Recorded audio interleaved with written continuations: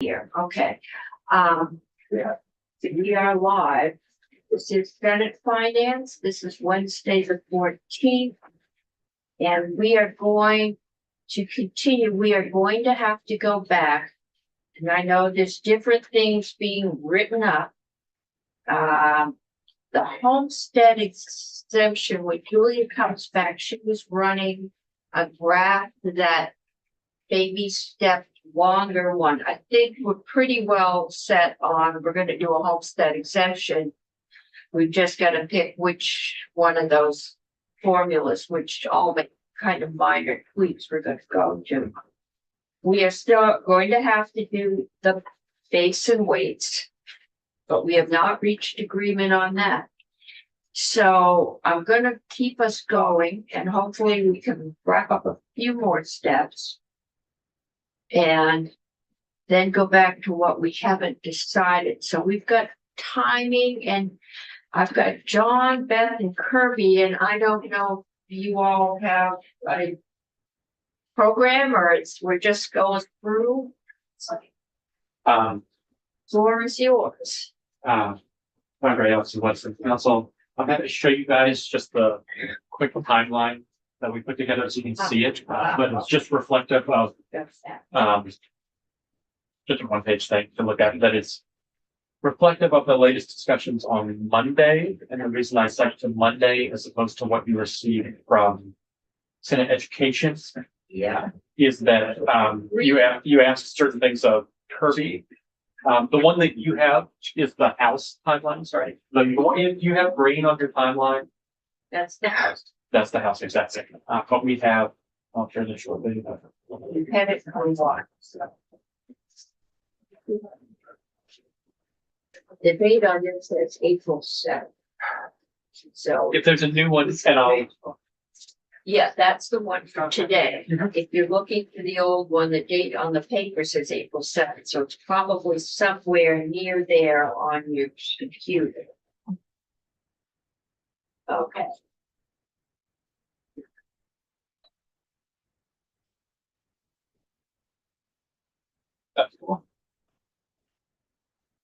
yeah, just for orientation purposes, this is what you're currently looking at.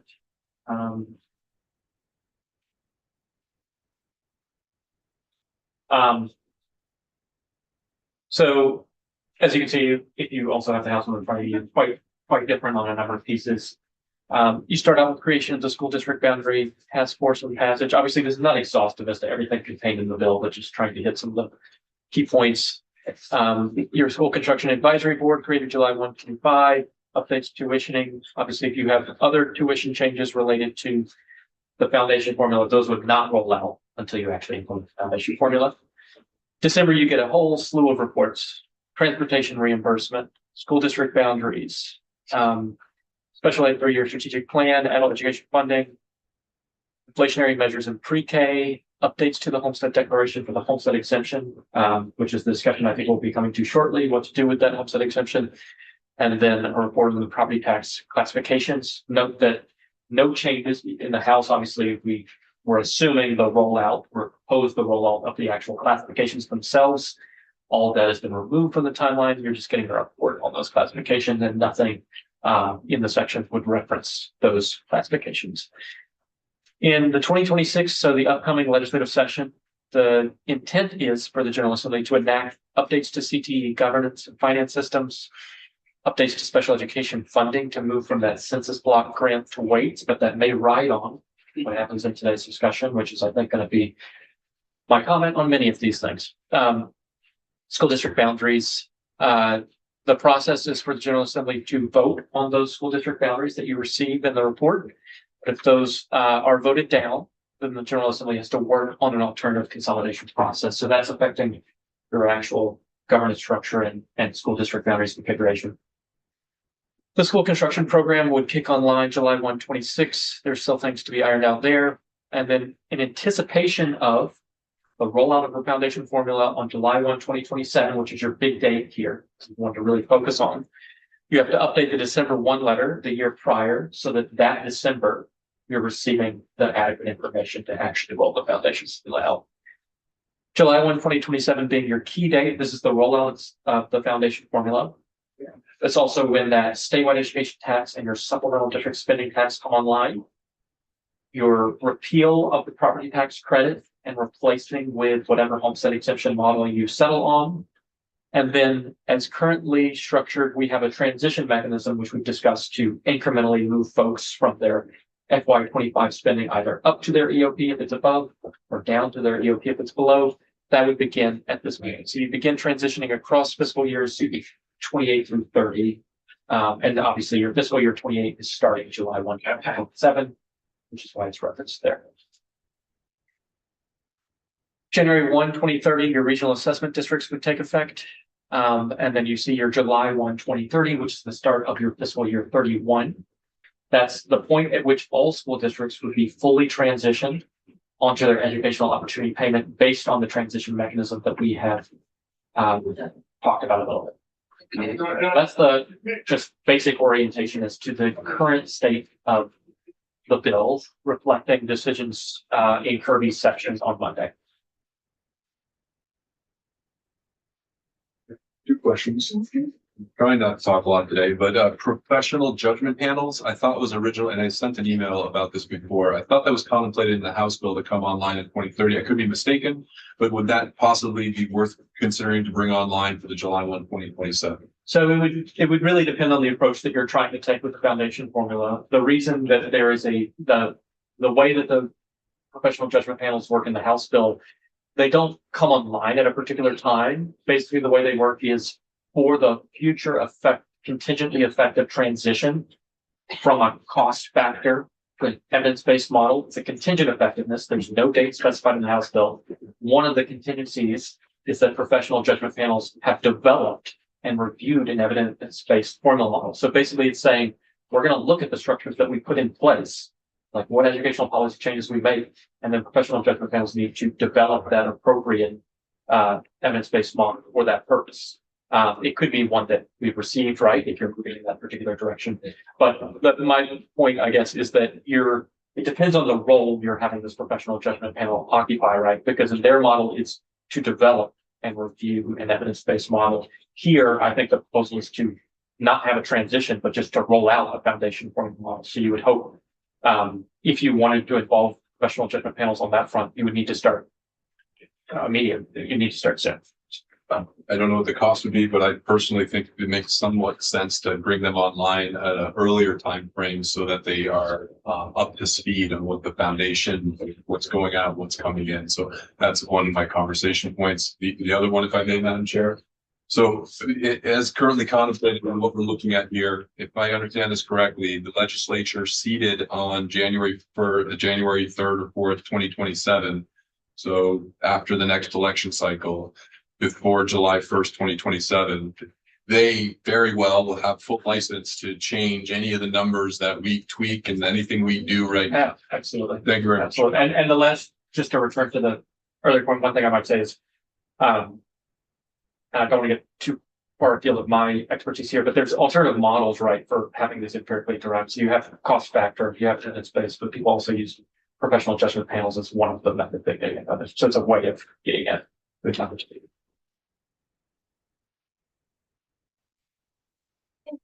Cool. So questions, this is what we've been talking about. Let's see what we've been talking about. But as we also go forward, we will be putting numbers and fact checking with reality on these steps. And we can alter anything at any time.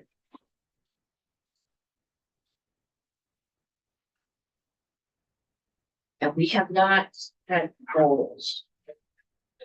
Senator Harvey. Thank you, Madam Chair.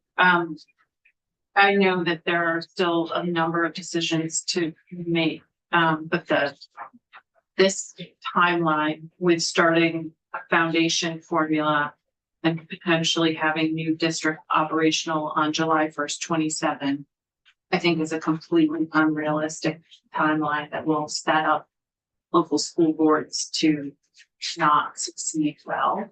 I think that almost all of the discussions in the Senate have underestimated the complexity of setting up new school districts.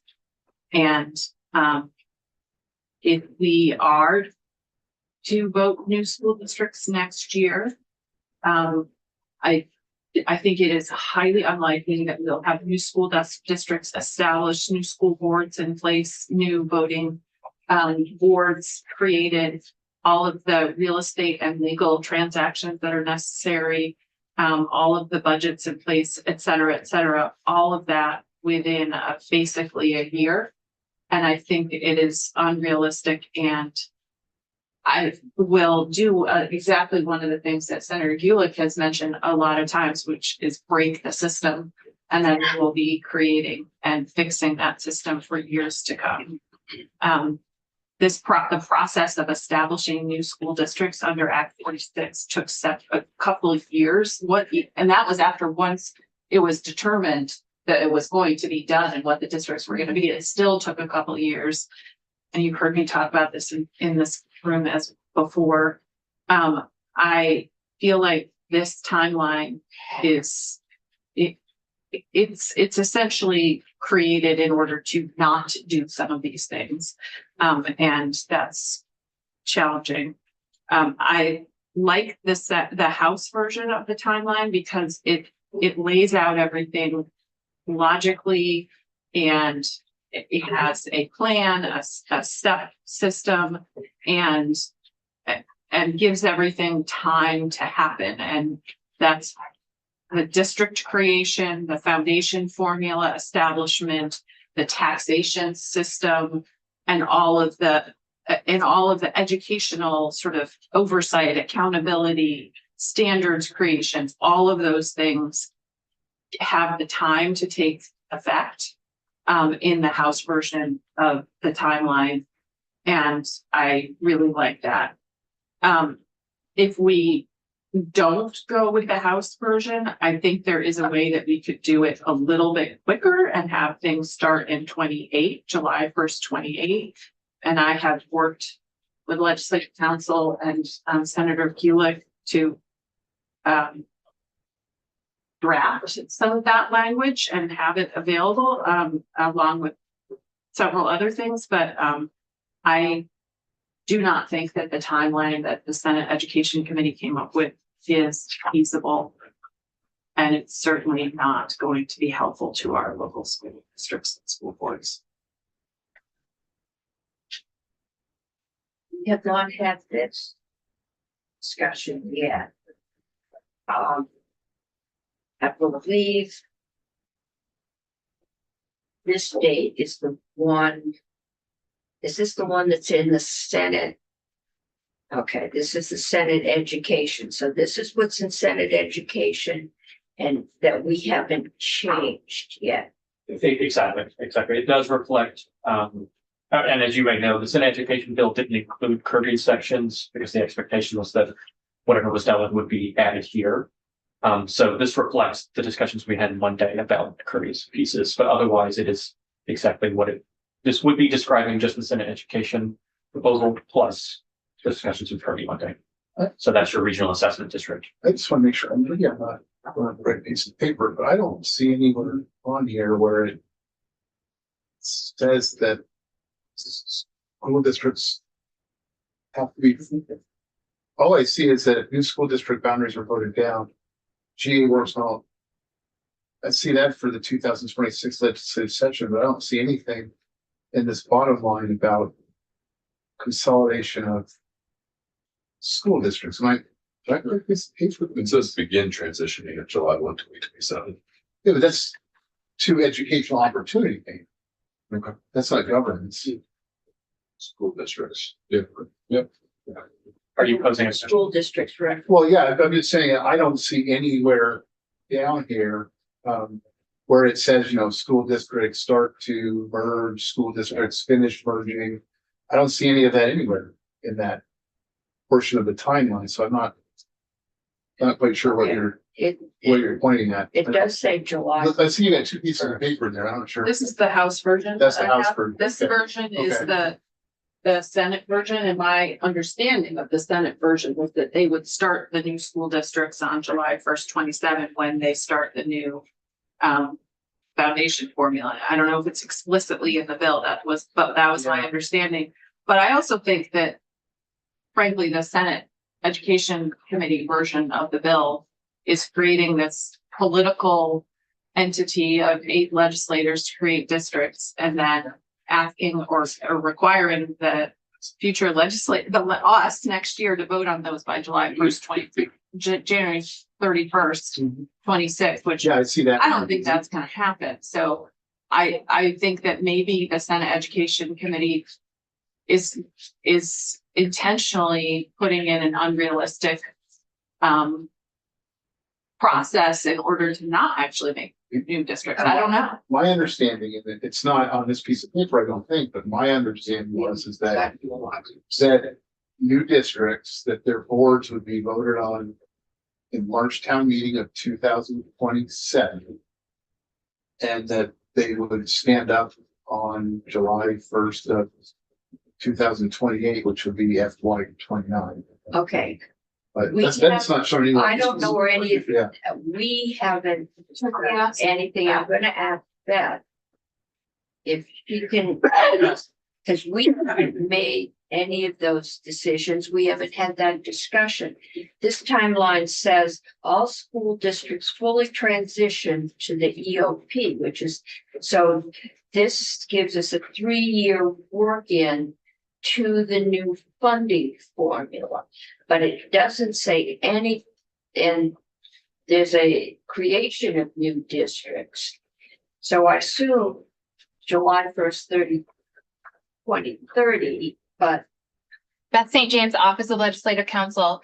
The proposal of amendment from Senate Education does not contain any dates to drive when new school districts would be operational. The only dates in there are aspirational dates in the intent section regarding an up or down vote for boundaries, which, as you all know, does nothing to create a governance structure.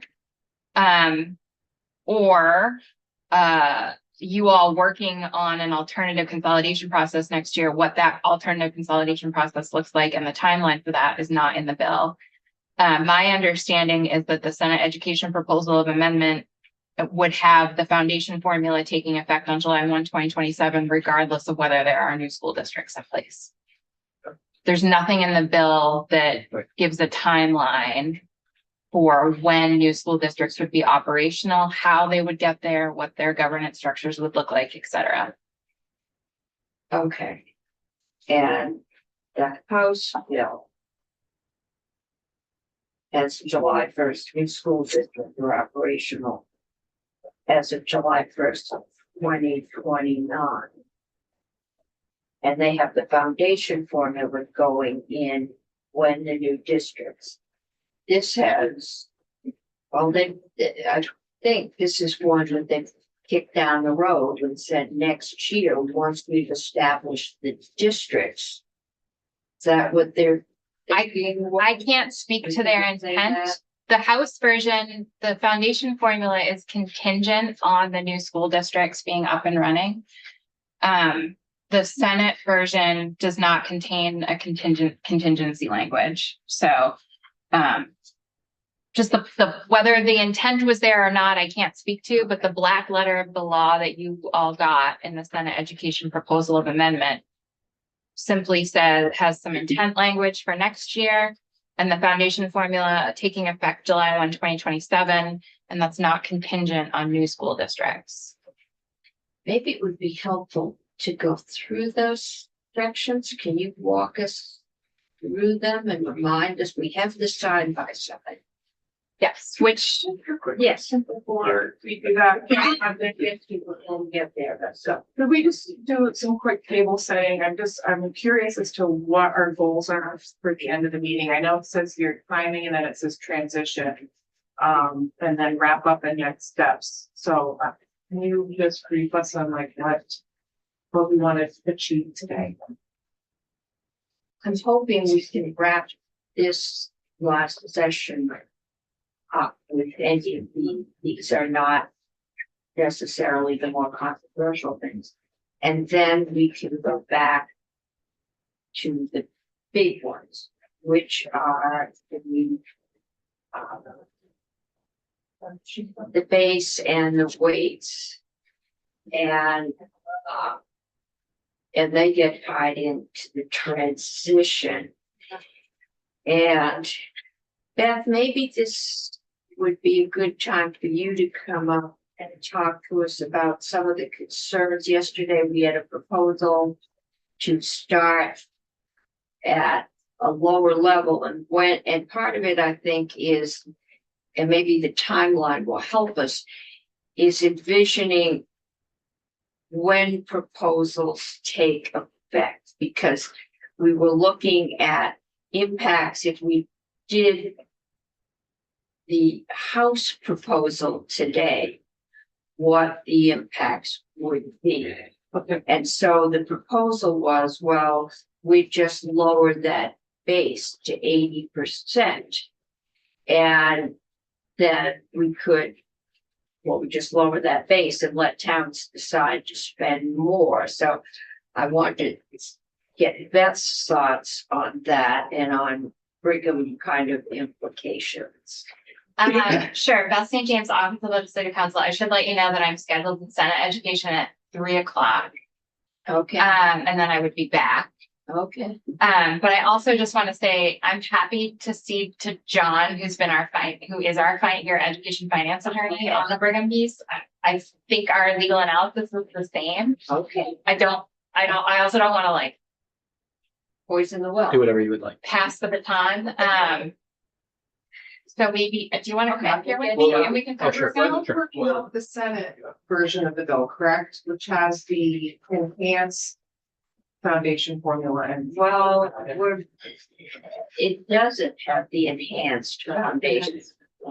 We just got, the it has a variation of backing into what we're spending now. But let's listen to what those lawyers have to So say. timeline question, I think, to this. Yeah, So what I would wonder is, I am worried that the foundation formula will go in without school district consolidation. So my question on the timeline, as we currently understand it, or what the House did, what would be undoable by that legislature that seats in January of 2027? What does this trajectory commit to that would not be able to fall back should the school district consolidation? The short answer is nothing. Okay. You can't bind a future legislature. Great. The time it would take to undo changes you'd make is a totally separate question. Not the time for John and I to draft something and you to pass it, but the actual execution of the laws and unwinding things. But I would say what timeline or what transition are you talking about? The July 1, 2027, the transition to the EOP. So if the school districts, we don't have that vote and there's no consolidation on track, I'm just wondering what will that pose to that legislature to undo this trajectory? So school district, and I'm gonna look to my JFO friends to tell me if I'm wrong, but school district budgets would already be developed and possibly pretty far along by January of 2027, using whatever funding system is in place in law at that time. The December 1 letter, for instance, that you would have received prior to the legislative session would be predicated on the new foundation formula being in place. So you wouldn't have received December 1 letter that does our current system. You can pass that on. Yeah. That's why I was saying you can change the law, but unwinding it, the effects of what you've already passed is a separate concept. That helps, thank you. it's better, I would think, to have a longer time frame. It's short, it's easier to go back and shorten it if we're making more progress than we thought we would. Than stretch it. I don't know, maybe it's easier to stretch it out as we go down. We're in uncharted territory. We're guesstimating stuff. On this point, connecting with Senator Hardy's comment earlier, if this had an FY 29 effective timeline for implementation, that would create less uncertainty for that new legislature to see what happens over the next year or so. In a way, it'd be a check back of sorts, that legislature with the trajectory we send them on. If they don't get there, there won't have been that budget flux from what we're doing this legislative session. Am I right in your thinking? I mean, somewhat, I just think that whatever we do this year, if we start something in motion, that's what school districts are gonna use to plan. That's what they're gonna use to hire teachers or fire teachers. That's what they're gonna use to design curriculum and their grade levels and their facilities and their budgets over the next few years. And many school districts actually design budgets, especially when it has to do with facilities, over a number of years. So they want some kind of certainty about what's gonna happen. And the House version of the bill lays that out very nicely. And if we shorten the timeline to a point where it's hard to reverse anything we've done, we will do exactly what Senator Gulick keeps warning us about, which is break the system. And then there'll be a much bigger mess to clean up. I'm agreeing with your point, and FY 29 seems to make sense to reduce the potential Okay. chaos. Yesterday, we had a proposal on the table, and I think until we finish some of the basics, we are gonna be able to make a decision about time.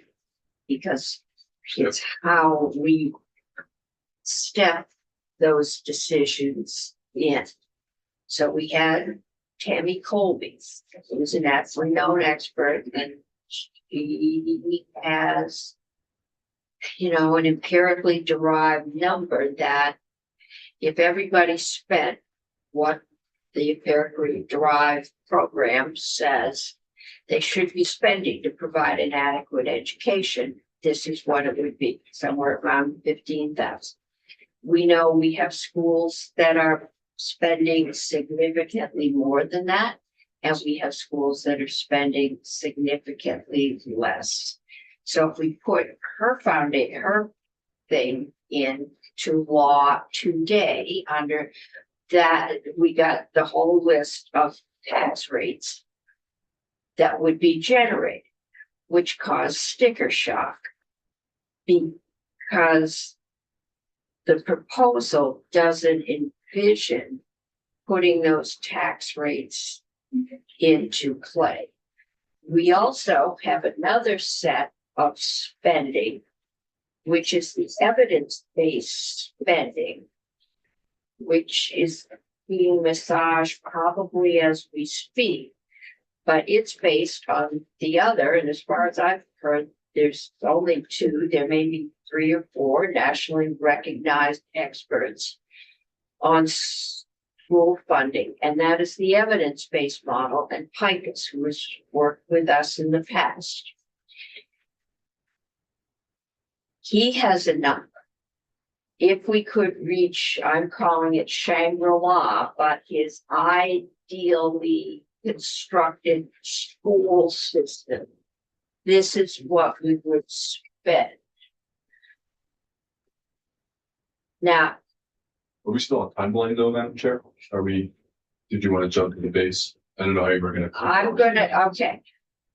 So my concern, we heard it yesterday, is no matter what we do, we can choose Colby, we can choose Pincus, all understanding that they are subject to change as we change the system. As we move towards the more idealized, that larger, more consolidated, Colby said her numbers will come down. I think we're seeing in the enhanced model that the governor's numbers are starting to come up. So we need to make that decision, but it's a decision on tax rates and spending in the future, not this year. And then we need to decide how we transition to that future state. And once we get there, if we aren't where we hope we'll be, how we will transition so that nobody sees a 30-cent jump in their tax rate overnight. Am I hearing, I think, I like what you just said, now I'm connecting it to the timeline piece, is what I would take from that is, in this world where if it was FY 29, that number that we were talking about, be it the cost factor or the evidence base, it's less important for us to determine it today, instead to commit towards a foundation formula with that amount to be determined through a combination of that. And that would likely be best done by the legislature seated in the January of 2027, based on the trajectory we send them towards. And it's less important for us to haggle over that other number. Is that what you were saying?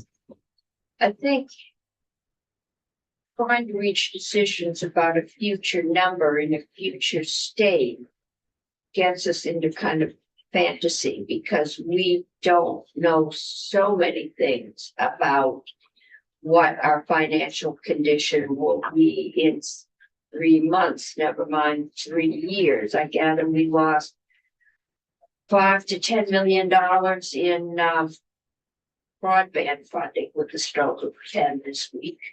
That probably won't be the last time. And a lot of our education money comes from the federal government. So we are dealing in a perpetually foggy area. But I wanted to just get a legal opinion or thoughts on the idea that we would just say we're going to fund the foundation formula will fund 80%, and then schools can choose to or 90%. Schools can choose if they're going to spend to the the indicated amount, or if they're going to spend less or they're going to spend more. So I asked Beth, I know what she said. I don't know what John's going to say. Yeah, I mean, I think you created a situation where you determined a specific empirically derived number to say that this is the funding of an adequate education. And then you've given folks the option of funding less than that. I can say more, but I think that is a picture where if someone wants to challenge that figure, and it is dependent, right, on the empirical conditions, it turns out that the number is chosen wildly overinflate what needs to be, then maybe it's not an issue. It's going to depend on what happens. But if someone challenges this position and you have decided to go below a number that has been shown to be the appropriate number to fund a kid's education, it's a dangerous picture, but it's a risky position to be in, where basically it makes it easy for someone to challenge that particular decision. It's not to say that it would turn out a particular way, but it is just a less defensible position than funding being empirically.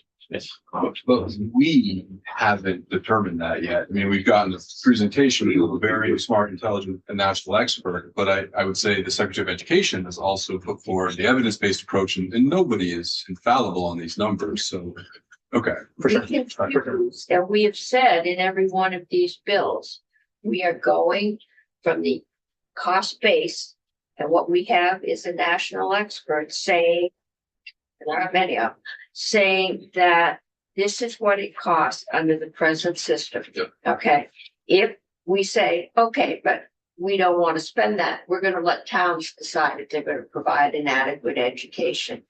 We get ourselves into the same situation. We're But there.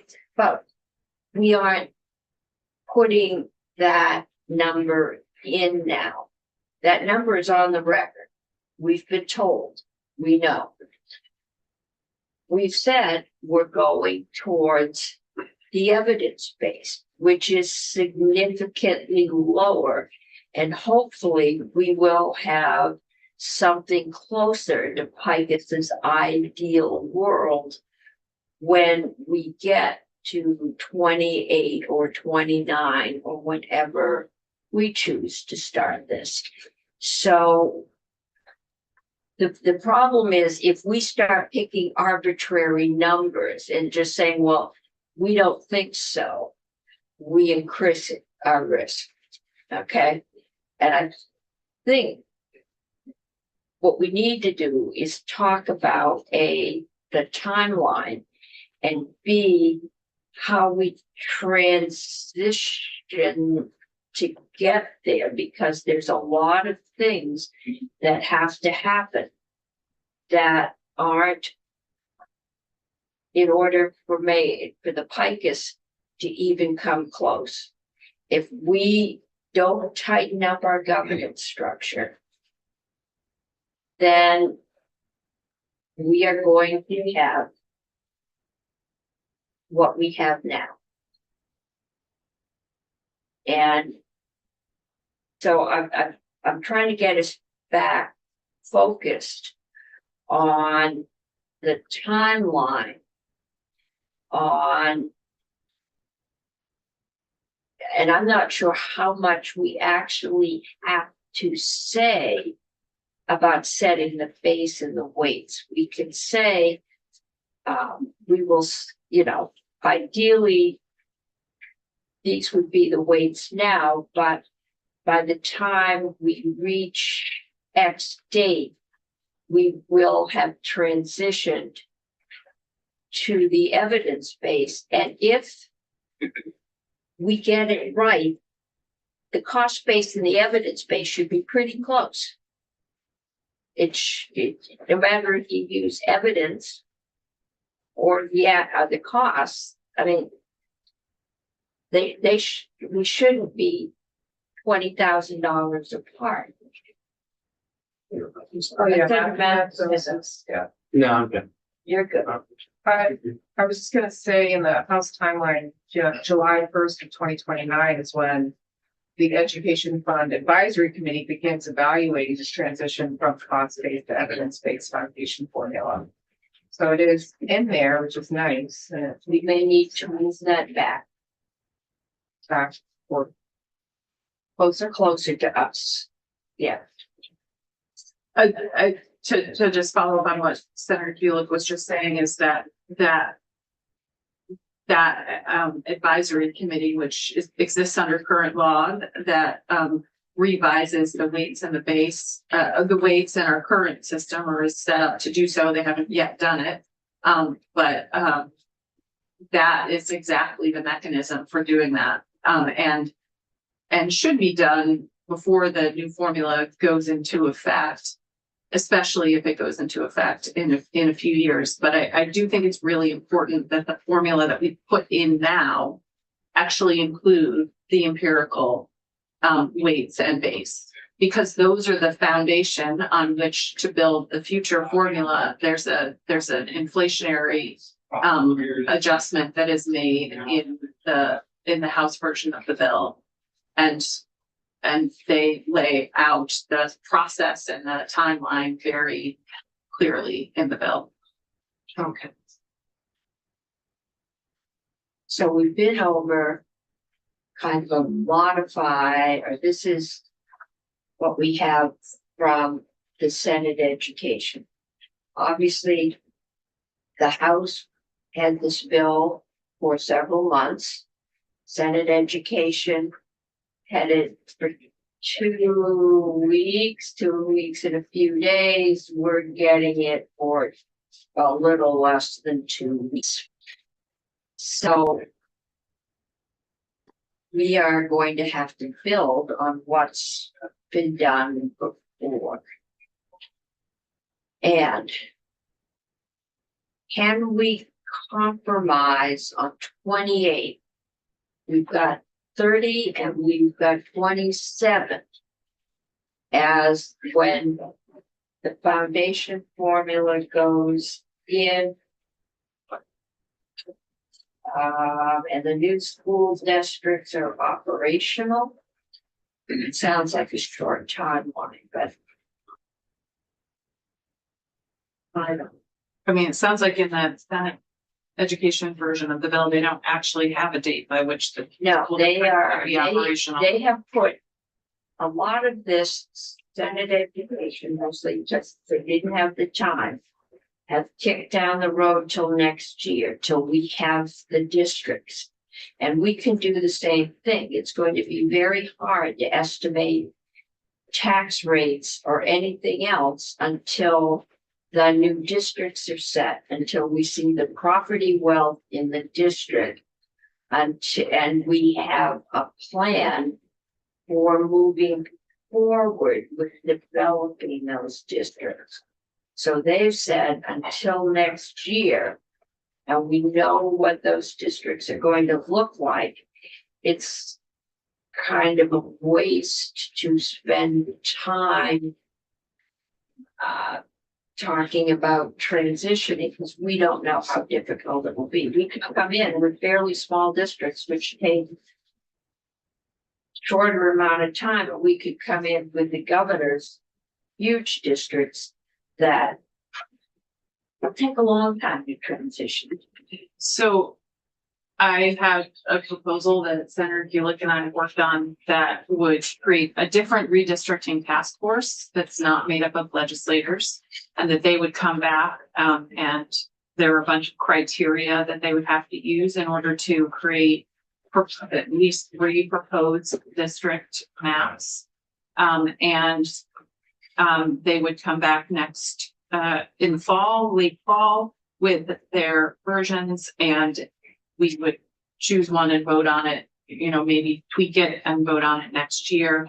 And then those districts, if they were to come into effect, they would become in effect on January 1st of 27. They would have a transition board made up of school board members that had been appointed from existing school boards, similar to how it worked under Act 46. There were transition boards. Those transition boards would work on all of the things that would need to be done in the system, the real estate stuff, all of the property transfers, et cetera, also creating the voting districts within the new school districts, and the hiring superintendent and creating the first budget for the school districts. These are all things that have to happen before a school district can be operational. So, and that then those, that would start on January 1st of 27. It would go for the next year. The new school board members would be elected in March of 28, which is what is in the House version of the bill.